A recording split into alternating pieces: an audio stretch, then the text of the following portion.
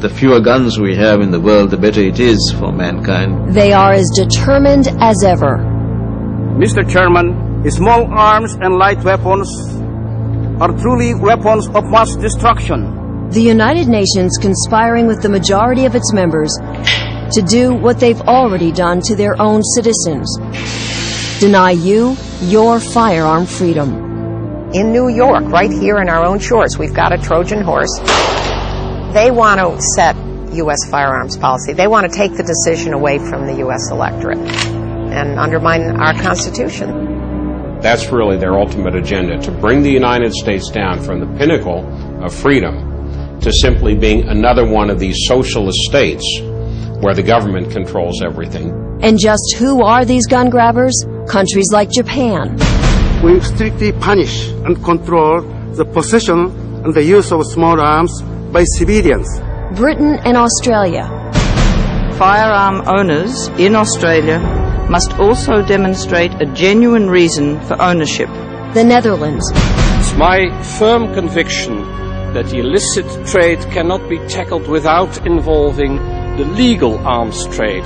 And Canada, led by its former Minister of Justice, Alan Rock. Registration is the cornerstone of the entire strategy.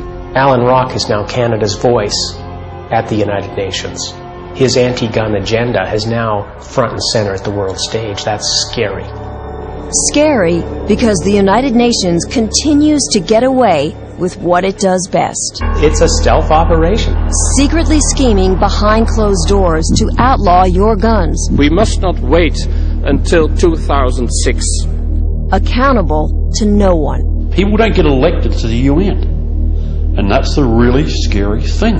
How the hell do you get rid of a UN bureaucrat? These are the biggest human rights violators in the world, and they're trying to tell people in the United States that we shouldn't have certain civil liberties.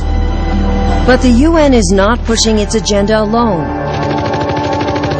There's a propaganda machine working every day, targeting the NRA and gun ownership as evil.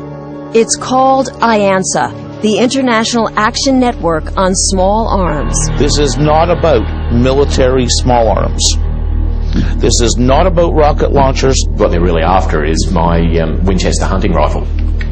Just log on to IANSA's website, and you'll see it's made up of more than 500 anti-gun NGOs, or non-governmental organizations. They are absolutely awesome in terms of the power they have. Power and a plot that is being engineered right here in London, in that building behind me where IANSA is headquartered. Imagine, nearly 230 years after the American Revolution, there are still forces at work here on British soil, determined to trample on your freedoms.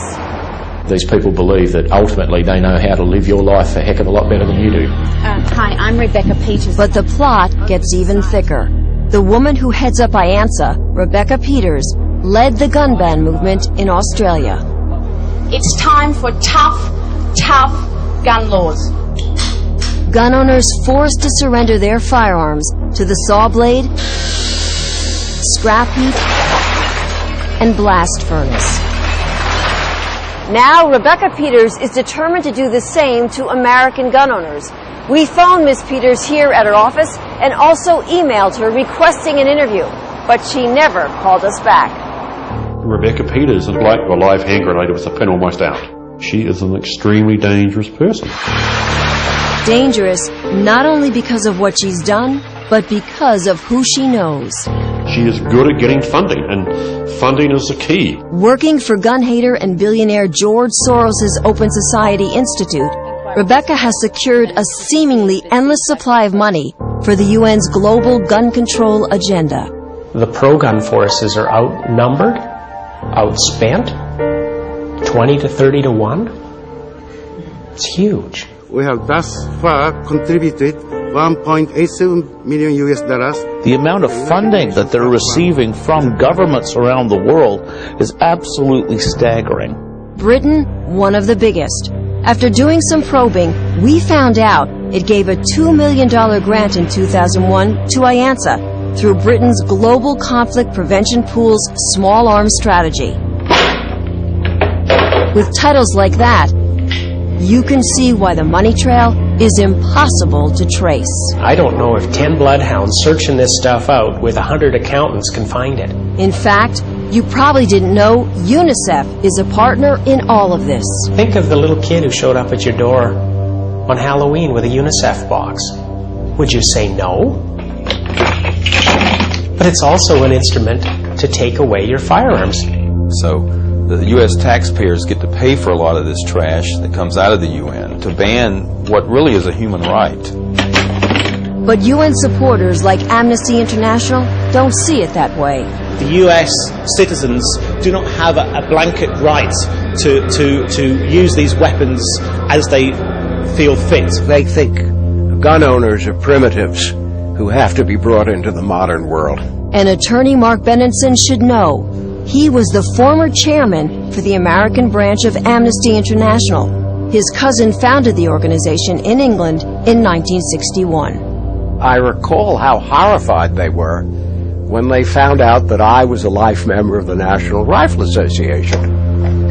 The Brits were paralyzed with dismay, and they didn't know what to do about it. But Mark insists that what they're doing now is not the answer to a safer world. Not at all. I think it will be a safer world for tyrannical governments, and a safer world for the criminals who don't give up their firearms. It certainly will not be a safer world for ordinary people. England and Australia have already proven that. Their gun bans have backfired, crime skyrocketed, and innocent victims left defenseless. Sure, the government's banned private ownership. It hasn't stopped the criminals, no way. Not in any shape or form. It's a crock, it's making no difference whatsoever. I mean, the people on the street, they're going to get their guns anyway. No problem. Facts that don't matter, because many countries are already enforcing the UN's agenda. Canada is leading the charge on this beyond any doubt whatsoever. They even have committees in Ottawa specifically set up to implement the United Nations gun control programs. Our government won't tell us what they're planning. What they've said carte blanche is that these UN regulations have got to be included in our national legislation. I think it's a very dangerous situation. A program of action is a beginning, not an end in itself. Implementation will be the true test. The ultimate goal? An international treaty that would be binding. Unlike a law, unlike a statute, which can be made today and changed tomorrow, an international treaty is forever. If it wasn't for the NRA's presence at the United Nations, everything would have been lost years ago. Make no mistake, this treaty will snuff out the Second Amendment if the anti-gun forces succeed in electing an anti-gun president and an anti-gun Senate. The United Nations is as much a threat to our right to keep and bear arms in this country as is Handgun Control Inc. or George Soros. Their agenda is very dangerous, it is very clear, and it is very sinister. But on that day, when a treaty is ratified, your gun rights guaranteed by the Constitution will be gone. This is not an issue only for gun owners. It's an issue for everybody who believes in our Constitution and democratic governance. You need to go to your congressmen and to your senators and tell them that in no uncertain terms the United States government should not back the United Nations programs. They're treading on dangerous ground, and you cannot let your guard down ever.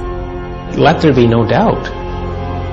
Dictators around the world hate the United States because the United States is free.